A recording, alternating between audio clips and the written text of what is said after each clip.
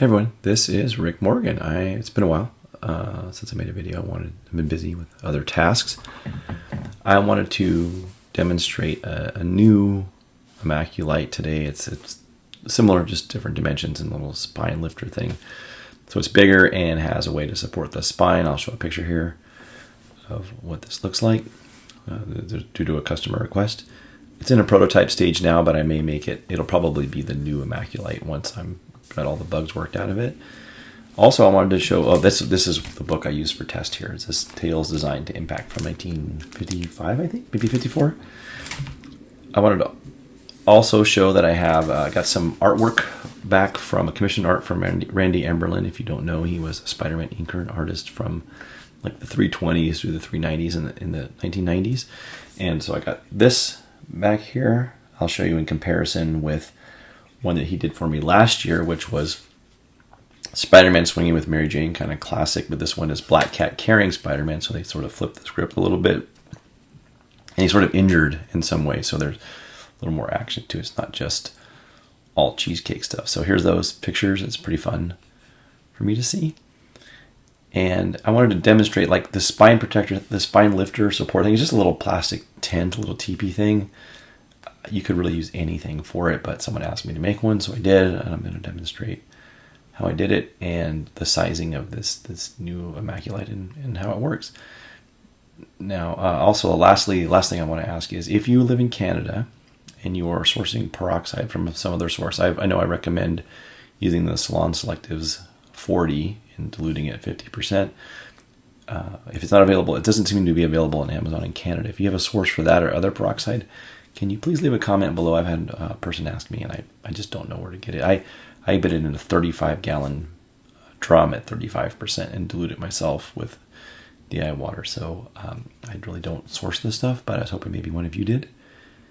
And so, well, with that behind us, I'll get started. I'll first show you how I made the little tents and the little, I'm going to call them spine protector, spine lifter, something.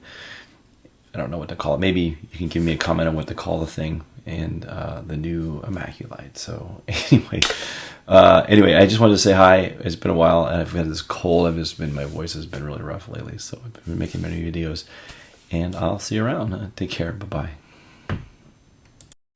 This spine supporter I'm talking about is just a piece of 3/16 or 1/4 inch thick acrylic that's been, heat molded into place to support a book while it's open, presumably in something like the immaculate. You're working on it so that you don't have the threat of putting ticks in the spine while it's been working. It's not really a big scientific achievement, and you could use literally anything to support this, but somebody asked me to make it, so this is what they look like. Here's how they're made. I laser cut and then clean the blanks, and then I heat them in an oven. Get them nice and warm until they're pretty flexible and soft. I've built these mandrels. Here's my colleague Josh. He's forming them into place. They're pretty hot, so he forms it into place with a mandrel. Before it cools, he thermoforms it around this mandrel here like this. Now, they've been laser cut and polished, cleaned, and then they form into the mandrel. They cool, and then we pop them off. And that's what it looks like. You get this nice little spine supporter that holds the book up in the middle. Here are a few photos of this new larger and deeper immaculite. You can see there's some space. Even in this Golden Age book, it's got quite a bit of space around the edges. And it's a little taller here. And I don't really glue my lights down a lot, so you can see when the lights stand up. You can see inside the book like that if you lift them off. So this book's already been lightly sprayed with peroxide. I don't want to spray it on the inside of the box. I'm putting it on the spine supporter here in the middle, so it keeps the spine kind of pointy. And you can see how much room there is around the outside edges. And then all I do is just put the lid on and turn it on. Ta-da! And it's working.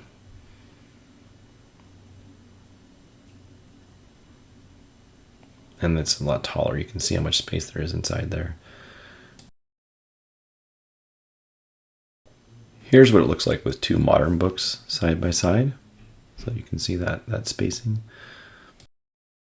And here's what it looks like taking the book out. This book had 5 hours of exposure, but it didn't look any different after 2 hours to 5 hours.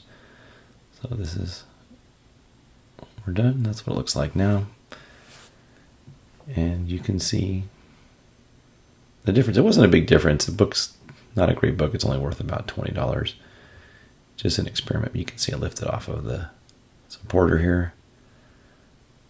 And then I'll press the book and take some pictures for you and show you the differences here before and after. The before and after on the front of the book, you can see.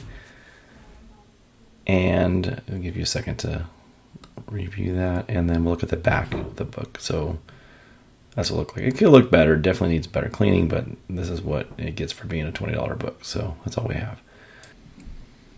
So that's all. It's not a very big achievement here, but it's it's a little bigger, taller, takes up more material. I might replace the original immaculight entirely with just this one in a few weeks once I'm done optimizing and making sure everything's good and do all my measurements and just make sure there are no problems with it. So anyway, take care. I hope you had a happy Halloween, and I'm looking forward to hearing tales about your costumes and what you guys dressed up for. If anybody wants to share, that'd be great. I'd love to hear it. So anyway, take care. See you guys later. Bye-bye.